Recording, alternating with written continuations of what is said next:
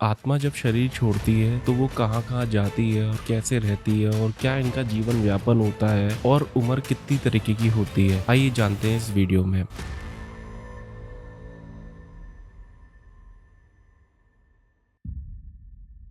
सबसे पहले जब व्यक्ति की मृत्यु होती है तो यम के दूत आते हैं उस आत्मा को लेने। तो वो आत्मा को लेके जाते हैं यमलोक। यमलोक जाने के बाद वहां पे उसका पुष्टि होती है कि वो सही व्यक्ति को लेके आए हैं कि नहीं, और यही व्यक्ति है, इसकी आयु पूरी हो गई है, ये सारी चीजें उसका पूरा चेक होता है। अब उसके बाद उस व्यक्ति को, उस आत्मा को यमलोक के दूतों के द्वारा वापस अर्थ पे भेज दिया जाता है, पृथ्वी पे, उसके घर पे। अब वो आत्मा वहीं पे रहती है 12 दिन तक। 12 दिन में जब वो अपना अंतिम संस्कार होते हुए देखती है, सारी चीजें देखती है कि उसके कौन अपने हैं, कौन पराये हैं, कौन उसके पीछे क्या क्या बातें कर रहा है, कैसे बर्ताव कर रहे हैं उसके लिए, कौन उसका प्रिय है, कौन उसका हितैषी है, कौन विरोधी है, सबके चेहरे उसके जीवन में सामने आते हैं। भगवान की लीला ही ऐसी है कि जब व्यक्ति ने जो बोया है वही पाएगा। उसने क्या अपने जीवन काल में कैसे काम करे हैं, कैसे रहा है, कैसे लोगों के साथ पेश आया है, वही उसके सामने आएगा। और जब व्यक्ति मर जाता है तो उसका असली सच उसके सामने आता है। तब वो देखता है, हताश होता है, निराश भी हो जाता है कि लोगों के लिए तो मैंने इतना किया, फिर भी ये लोग ऐसा कर रहे हैं। तो इस तरीके से वो सारा अंतिम संस्कार, अपनी क्रियाएं, सब कुछ देखता है 12 दिन तक। 12 दिन बाद वो व्यक्ति को यम के दूत आके वापस लेके जाते हैं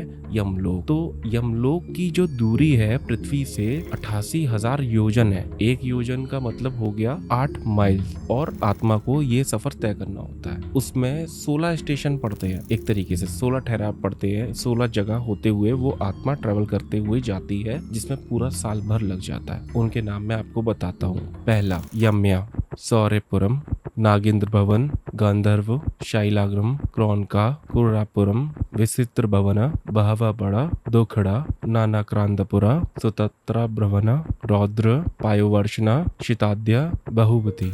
ये 16 स्टेशन पड़ते हैं जो कि आत्मा को ट्रैवल करते हुए जाना होता है। अच्छा, इसमें एक और इम्पोर्टेंट बात आती है। वो क्या, आपने ये तो सुना होगा लोग वाक संक्रांत पे दान करते हैं। तो जो उसने दान किया होता है अपने पूरे जीवन काल में, वही उसको इस ट्रैवलिंग के दौरान उसको मिलता है। अगर व्यक्ति ने वृक्ष लगाए हो तो उसको छाया मिलती है, चप्पल दान करे तो उसे अपने पैरों में चप्पल मिलती है पूरे रास्ते को ट्रैवल करने के लिए, छतरी दी हो, छाया दी हो तो उसे छाया मिलती है, भोजन दिया हो तो वो भोजन भी उसको मिलता है। जो जो उसने दान किया होता है वो सारी सुविधाएं उसे मिलती हैं। इसलिए कहते हैं कि दान बहुत जरूरी है, आपको करना चाहिए। ये यूनिवर्स रिफ्लेक्शन है। इस यूनिवर्स को जो भी आप दोगे वो आपको वापस मिलेगा, मतलब किसी भी तरीके से। अगर आप मान लो कभी किसी की हेल्प भी करते हो तो ऐसा नहीं है कि आपको उसी बंदे से रिटर्न में हेल्प मिले। ईश्वर आपको किसी ना किसी के द्वारा वो आपको हेल्प रिटर्न मिलती है। और एक व्यक्ति जिसने अपने पूरे जीवन काल में कभी दान नहीं किया हो, कभी कुछ नहीं दिया हो, तो वो धूप में चलेगा, नंगे पांव चलेगा, घिसट के चलेगा। वो सारा ट्रैवल उसको पूरी 1 साल का इस तरीके से तय करना होता है। कपड़े दान किए होंगे तो कपड़े मिलेंगे, नहीं तो कपड़े भी नहीं मिलेंगे। उसे ठंड भी लगेगी, उसे गर्मी भी लगेगी, उसे प्यास भी लगेगी, उसे भूख भी लगेगी, क्योंकि शुदा है। ये एक शुदा है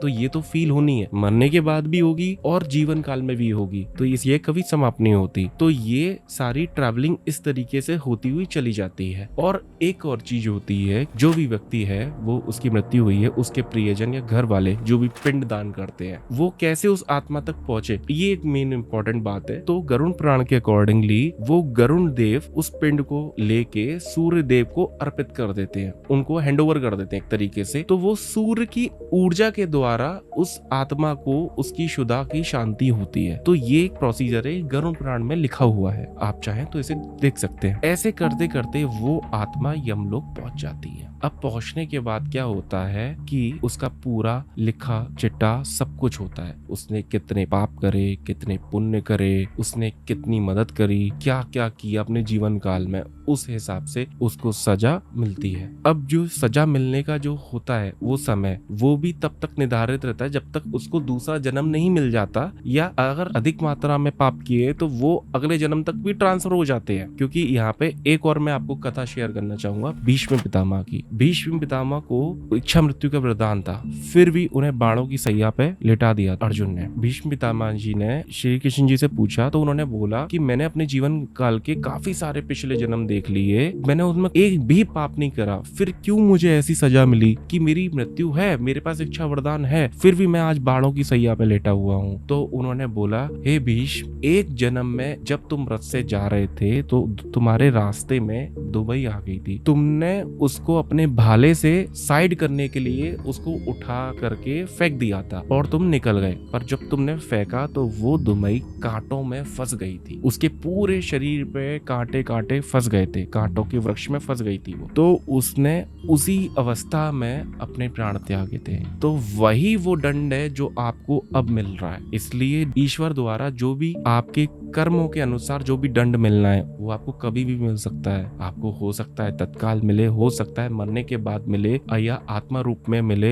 या जो भी आप आपके नए जन्म से पहले यातना को फेस करेंगे उस रूप में मिले, या नया जन्म लेने के बाद उस जीवन काल में संघर्ष के माध्यम से मिले, ये ऐसा ही होता है। अब यहाँ पे एक और इम्पोर्टेंट बात उठती है, उम्र। उम्र दो तरीके की होती है। एक उम्र वो जो कि हम जीते हैं अपने बर्थ से लेके टिल डेथ तक, जो अपना टाइम पीरियड होता है, वो एक एज फैक्टर हो गया। अब दूसरी एज तब आती है जब व्यक्ति मर जाता है, मरने के बाद उस आत्मा को नया जन्म मिलने तक की अवधि, वो भी एक उम्र होती है कि उसको वहां तक कितना भटकना है इस तरीके से, इस रूप में। जब तक वो भी आयु पूर्ण नहीं होगी उसको नया जन्म नहीं मिलता। तो व्यक्ति ने जो बोया होता है वो उसे काटना पड़ता है। इस तरीके से ये सिलसिला जीवन शैली का कर्म और चक्र जो कि ईश्वर द्वारा निर्धारित है वो चलता रहता है, चलता रहता है। और इसलिए ही गीता में इतने उपदेश दिए श्री कृष्ण जी ने कि जैसा करोगे वैसा भरोगे, आपको अच्छे कर्म करने चाहिए। एक जीवन आपको दिया है, ये ईश्वर ने जीवन आपको दिया है मोक्ष की प्राप्ति के लिए। पर हम क्या करते हैं, हम भटक जाते हैं, हम सारे चीजों में आ जाते हैं, फेम में, पैसे में, सारी चीजों में, बहुत सारी चीजें उलझे हुए हैं। सबका जीवन शैली अलग है। हाँ, मैं मानता हूँ ग्रस्त जीवन में बहुत सारी चीजें होती हैं कि हम नहीं कर सकते वो सारी चीजें, पर हम अपने माता पिता की सेवा करें, सबके साथ सद्भावना रखें, ईश्वर के द्वारा दिखाए गए मार्ग पर चलें, धर्म पे चलें, किसी के साथ कभी गलत ना चलें, तो कलयुग में यही सबसे बड़ी पूजा है। तो हम इस चीज को हम जरूर फॉलो कर सकते हैं।